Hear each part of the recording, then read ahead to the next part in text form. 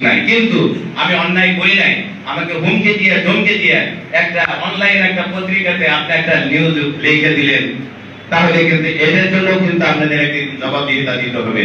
আরেকটা জিনিস আমি দেখি মাঝে মধ্যে খেয়াল করি যে জেলা প্রশাসন সহ আইন শৃঙ্খলা বাহিনী সহ সকলের নিয়ে কিছু ফেক আইডি খুলে ফেসবুকে লেখে। বাইরে আপনারা সাবধান হয়ে যান। আমরা কিন্তু ছাড় দিব, এখন ছাড় দিছি, ছেড়ে দিব না। যেদিন ধরবো সেদিন কিন্তু আপনারা বুঝবেন যে এদের এই কতটুকু ভয়াবহ আমরা হইতে পারি। এই দেশটা কিন্তু স্বাধীন হয়েছে 29 বছর আগে, এখনো কিন্তু আমরা পরিপূর্ণ স্বাধীনতার ফল আমরা ভোগ করতে পারি নাই। 5 তারিখের আগে একরকম ছিল, 5ই আগস্টের আগে, 5ই আগস্টের পরে আরেক রকম হয়েছে, আর 5ই আগস্টের পরে আগে যেটা হয়েছে সেটা আমরা দেখতে চাই না। আমরা দেশকে এগিয়ে নিতে চাই। যেহেতু আমরা দেশকে এগিয়ে নিতে চাই, সেহেতু আমরা সকলেই স্ব অবস্থান থেকে নিজেদের শুধরায়, নিজেদের পরিবারকে যদি ঠিক রাখি, প্রতিবেশীকে যদি ঠিক রাখি, পাড়া প্রতিবেশীকে যদি ঠিক রাখি, সকলে ইনশাআল্লাহ আশা করি আমরা সুন্দর একটা শেরপুর আমরা উপহার দিতে পারবো, এই আহ্বান জানাচ্ছি। এবং আইনজীবীদেরকে সততা থেকে আপনারা যাতে আপনারা করতে পারেন, বিচার কার্যকে সহযোগিতা করতে পারেন, এই আহ্বান জানাচ্ছি। এবং আজকে যারা পিপি স্পেশাল পিপি হয়েছে, বিশেষ করে আপনারা যদি একটু সৎ থাকেন, আপনারা যদি সঠিক ভাবে আপনাদের পেশাটা পালন করেন, তাহলে আমার মনে হয় শেরপুরকে এগিয়ে নিয়ে যাওয়া সহজ হবে। আমাদের বিজ্ঞ যারা জজ আছেন, সিনিয়র যারা জজ আছেন, ওনার নামে আমি চিনি, আমার 2 গাইকে জিজ্ঞেস করছিলাম, ওনাকে চিনে।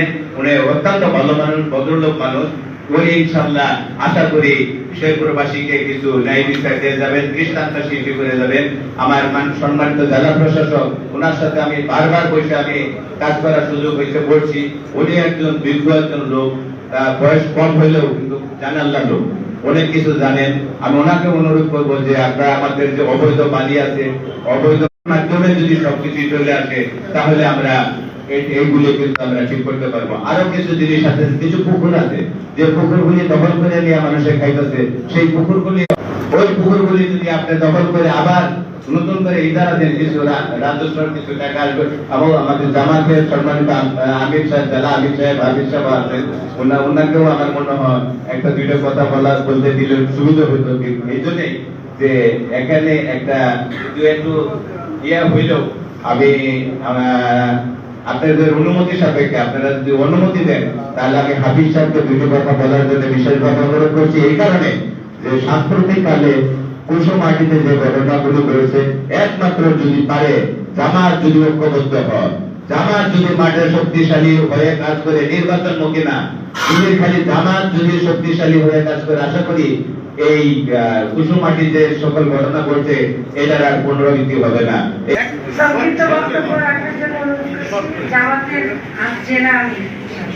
আমি হযরত ভাইকে ধন্যবাদ জানাই, উনি আমাকে সুযোগ করে দিয়েছেন।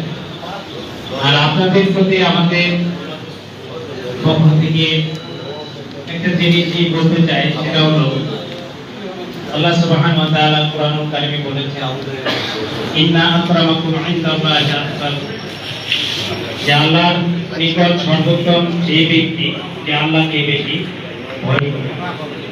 আমরা যে কোনো পেশায় নিয়োজিত থাকি না কেন, সকল পেশায় যদি আল্লাহকে ভয় করে কাজ করা হয়, তাহলে অন্যায় কোনো কিছু হওয়ার মতো কোনো সুযোগ নেই। এবং আল্লাহ রাসূল সাল্লাল্লাহু আলাইহি ওয়াসাল্লাম যে সাহাবায়ে কেরামদেরকে সুন্দর মানুষ বানিয়েছিলেন, শুধু এই আল্লাহর ভয় ভীতিকে সাথে নিয়ে চলার উপদেশ দেওয়ার কারণে। কোরআনুল কারীমে আল্লাহ সুবহানাহু ওয়া তাআলা আল্লাহকে ভয় করার যে আহ্বান জানিয়েছেন, সেই আহ্বানে সাড়া দিয়ে সাহাবায়ে কেরামগণ তাদের সুন্দর সমাজ থেকে শুরু করে, ব্যক্তি থেকে শুরু করে সমাজ, রাষ্ট্র পর্যন্তই এই তাকওয়ার প্রভাব পড়েছে। যার ফলে সকল নাগরিক তাদের অধিকার ফিরে পেয়েছিল, আইনের শাসন কায়েম হয়েছিল, মানুষ ইনসাফ পেয়েছে। আমি মনে করি বাংলাদেশের সকল জায়গায় যদি আল্লাহর ভয় এই জিনিসটা প্রভাবিত হয় বা প্রতিষ্ঠিত হয়, তাহলে বাংলাদেশের সকল সমস্যার সমাধান সম্ভব। আমাদের মাঝে বক্তব্য প্রদান করবেন সম্মানিত জেলা প্রশাসক, শেরপুর জেলা প্রশাসক, মানুষ একান্ত চূড়ান্ত যখন বিপদে পড়ে তখন এই বিচারালয়ে আসে, বিচারের আশায় আসে। কিন্তু সবসময় যে মানুষ আসলে খুব দ্রুত সুষ্ঠু বিচার পাচ্ছে এটা কিন্তু না। এর কারণ বিভিন্ন হতে পারে। এই জাস্টিস এনশিওর করার জন্য আমাদের বিজ্ঞ বিচারকদের অনেক বড় একটা ভূমিকা আছে, নিশ্চয়ই অনেক লিমিটেশন আছে। সবকিছু মিলেই আমরা যদি বিজ্ঞ বিচারকদের সহ যারা যারা আমরা জড়িত সবাই যদি চেষ্টা করি, নিশ্চয়ই এই দুঃখী মানুষের মুখে আমরা হাসি ফোটাতে পারি। সরকারি সব আইন কর্মকর্তা সদ্য নিয়োগপ্রাপ্ত হয়েছেন, তাদেরও অনেক বড় ভূমিকা আছে। আমাদের সরকারি সম্পত্তি রক্ষার্থে অনেক অ্যাক্টিভ রোল প্লে করা উচিত আমাদের সবারই। আমাদের এখানে রাজনৈতিক দলের নেতৃবৃন্দ আছেন, সবাই মিলে যদি আমরা চেষ্টা করি তাহলে নিশ্চয়ই আমাদের শেরপুরটাকে আমরা বর্তমানে যে অবস্থা আছে এর থেকে অনেক ভালো করতে পারি। এই জন্য সকলে আন্তরিকভাবে কাজ করতে হবে। আমরা যে যে প্রফেশনে আছি, আমরা নিজের দায়িত্বটাকে প্রফেশনটাকে যদি ইবাদত হিসাবে মনে করি তাহলে কিন্তু অনেক কাজ সহজ হয়ে যায়। যারা সরকারি আইন কর্মকর্তা হিসেবে নিয়োগ পেয়েছেন সদ্য, এটি আমার মনে হয় অনেক সম্মানের একটা বিষয়। সরকার তাদের উপর দায়িত্ব দিয়েছে, এই দায়িত্বটা আমাদের সকলে মিলে ভালোভাবে পালন করতে হবে। আজ আসলে আর খুব বেশি কথা বাড়াবো না। এই বারটি অনেক পুরাতন, আমার খুব ভালো লাগে যে এত পুরাতন একটা বারে জীবনে প্রথমবারের মতো আসার সুযোগ পেয়েছি। নিশ্চয়ই এই বারের যারা সম্মানিত মেম্বার আছেন তাদের দক্ষতা যোগ্যতা এই শেরপুর জেলা ছাড়িয়ে দেশব্যাপী সুখ্যাতি ছড়িয়ে যাবে। আমি বিজ্ঞ আইনজীবী সহ সকলের সুস্বাস্থ্য মঙ্গল কামনা করি এবং এই বারের সকল সমস্যা উত্তরণ করতে ভালো জায়গায় পৌঁছাবে সে আশা করি। এবং যে সেবা প্রার্থী মানুষের জন্য আমরা কাজ করছি সবাই তার অবস্থান থেকে সেই সেবা প্রার্থীরা যথোপযুক্ত সেবা পাবেন সকলের দায়িত্ব পালনের মাধ্যমে সেই আশাবাদ ব্যক্ত করে এবং আমাকে এখানে দাওয়াত করার জন্য আমি কর্তৃপক্ষকে অশেষ ধন্যবাদ কৃতজ্ঞতা জানিয়ে আমার বক্তব্য শেষ করছি। এবার ভালো থাকবেন। এবার আমাদের মাঝে বক্তব্য প্রদান করবেন মাননীয় বিজ্ঞ জেলা ও দায়রা জজ জনাব জরুরি হক। আমি আসলে ধৈর্য যদি ঘটা করি, আমি জেনেছি এই অনুষ্ঠান ছিল এটা পৃথিবী তো পৃথিবীর সাথে এই সংগঠিত সম্বর্ধনা অনুষ্ঠানের বিষয়ে এটা একটা ভিন্ন মাত্রা পেয়েছে, সেই জন্য আমি ধন্যবাদ। আমরা আমাদের স্বার্থের মধ্যে চেষ্টা করবো সেগুলো কিভাবে মিট আপ করা যায়। জেলা প্রশাসক আছেন এবং জেলা প্রশাসন উদ্বোধন কর্মকর্তা আছেন।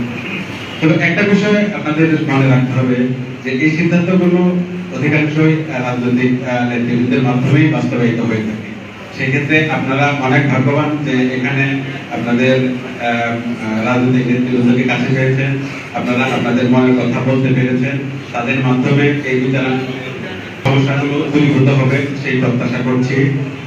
পাশাপাশি এই পরিবর্তিত রাজনৈতিক পরিস্থিতিতে আমরা শেরপুরে একটা সুষ্ঠু বিচার প্রশাসন কায়েম করব সেই প্রত্যাশা ব্যক্ত করছি এবং আমরা আশা করছি আমরা সকলে মিলে শেরপুরকে একটা সুন্দর আগামী একটা মর্যাদাপূর্ণ পর্যায়ে নিয়ে যেতে পারবো সেই প্রত্যাশা করছি।